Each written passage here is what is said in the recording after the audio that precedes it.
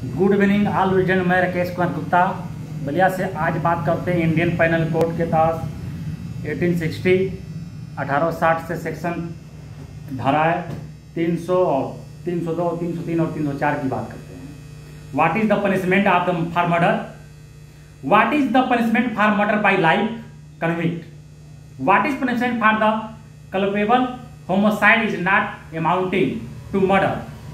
Section 302 303 and 304 Indian penal code 1860।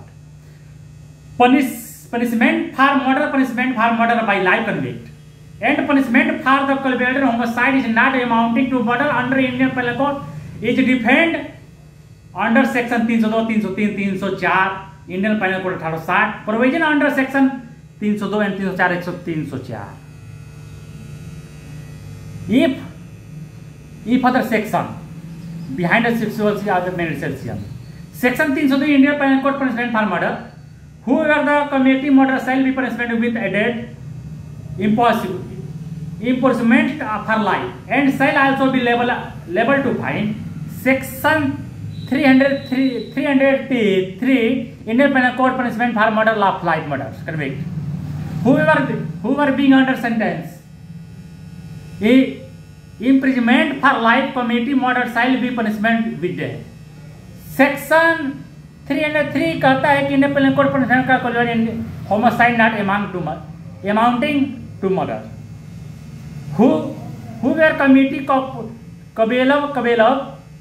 culpable homicide not amounting to murder shall be punished with imprisonment for life, imprisonment of either description for a term which may extend to 10 years and shall also be liable to fine if the act by which the death is the case done with the intention of causing death of causing such bodily injury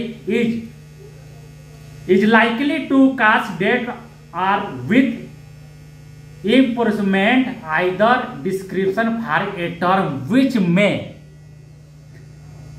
may extend 10 years with fine with both if the act is done with the knowledge that it is likely to cause death but without any intention to cause death or to cause such bodily injury as likely to cause death.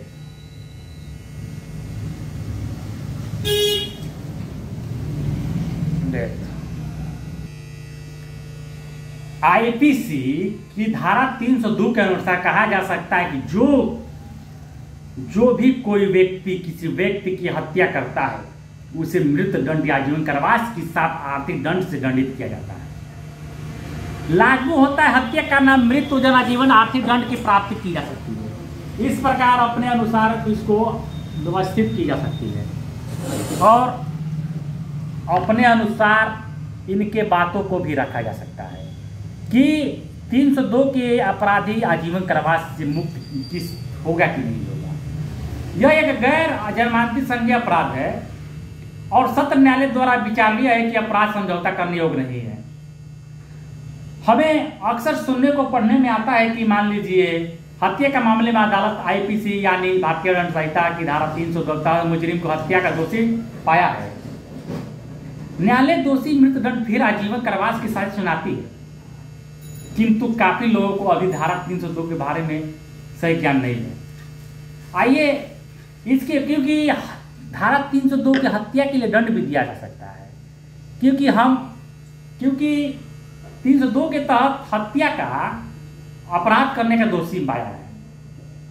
इस मामले में न्यायालय हत्यारे या मृत्युदंड का जीवन कारावास के साथ दंडित करता है।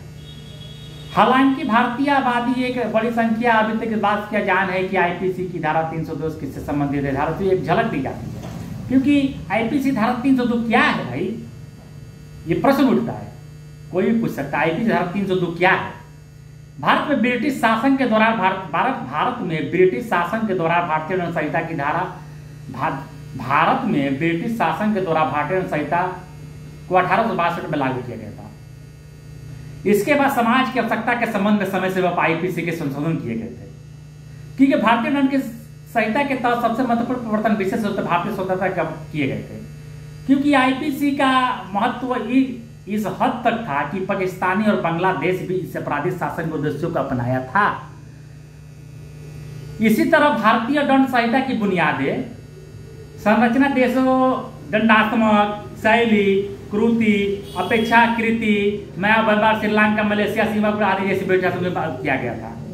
भारतीय दंड संहिता की धारा 302 के कई मायनों में महत्वपूर्ण हत्याओं का मामले में व्याख्या करती है। हत्यारोपी व्यक्तियों को इस धारा के तहत मुकदमा चलाया जाता है।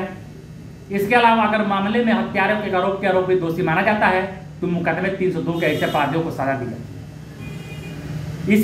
इसमें कहा गया है कि जिसमें हत्या की है उसे या तो आजीवन कारावास या मृत्युदंड या हत्या गंभीरता के आधार पर साथ जुर्माने की सजा दी जाती है। हत्या से संबंधित मामले में न्यायालय के लिए विचार का प्रारंभिक बिंदु अभिव्यक्त इरादा और उद्देश्य है कि यही कारण है कि यह महत्वपूर्ण अभिव्यक्त उद्देश्य का इरादा इस धारा के मामले में साबित होता है और अपने अनुसार बातों को रखता है। क्योंकि हत्या के आवश्यक तत्व तो क्या है इसका तो क्या है?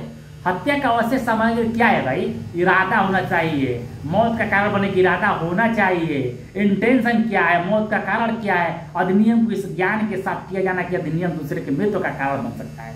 शारीरिक चोट, ऐसी शारीरिक चोट लगने की इरादा होना चाहिए जिससे मृत्यु की संभावना हो। उदाहरण के तौर पर आपको समझा देते हैं कि मान लीजिए बी की हत्या करने की इरादत गोली मारता है और बी की मृत्यु हो जाती है, हत्या ये दोबारा की गई है। डी जानबूझकर सी को एक तलवार से काट देता है, जो प्रकृति साधारण पटक्रम में किसी भी मौत की हत्या कारण है, परिणाम स्वरूप सी की मृत्यु हो जाती है। यह डी की हत्या का दोषी है, क्योंकि हालांकि वह सी की मौत का कारण नहीं था। क्योंकि भारतीय दंड संहिता की दायरा की बात करते हैं कि इसमें भारतीय दंड संहिता की धारा 302 में बताया गया है, सजा प्रावधान किया गया है। इस धारा के अनुसार जो कोई भी हत्या करता है उसे निम्न सजाओं के दंडित किया जाता है। मौत है, आजीवन कारावास या 2 से जुर्माने दोनों दंड है। आईपीसी की धारा 310 और सजा आपके प्रकार के नीचे दी जाती है। क्योंकि मौत की सजा क्या होती है? मृत्युदंड एक कानूनी प्रक्रिया है। मृत्युदंड एक कानूनी प्रक्रिया है जिसके तहत किसी व्यक्ति को जघन्य अपराध के लिए सजा के रूप में राज्य द्वारा मौत की सजा दी जाती है। भारत में मौत की सजा दुर्लभ मामलों में लिए दी जाती है। किसी अपराध के लिए क्या अपराध की दुष्प्रेरणा की जा सकती है? अपराध के लिए दुर्बलता मामले होने के मापदंड परिभाषित नहीं किया गया था। एमनेस्टी इंटरनेशनल के आंकड़ों के अनुसार 2007 में कम से कम 100 लोग, 2006 में 40, 2005 में 77, 2002 में और 2002 में 23, 2001 में 33 लोगों की मौत हो गई थी।